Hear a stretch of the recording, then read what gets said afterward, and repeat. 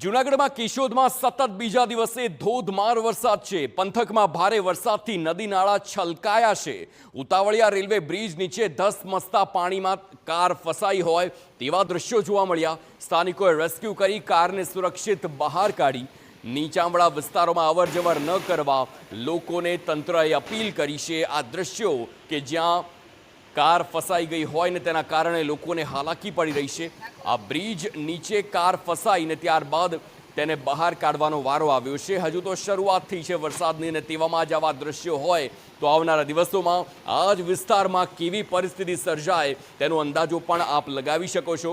અહીં બે લોકો એવા કે જેમણે જાતે હાથથી કારને બહાર કાઢવાનો વારો આવ્યો હોય તેવા ધસમસતા પાણીના પ્રવાહ છે।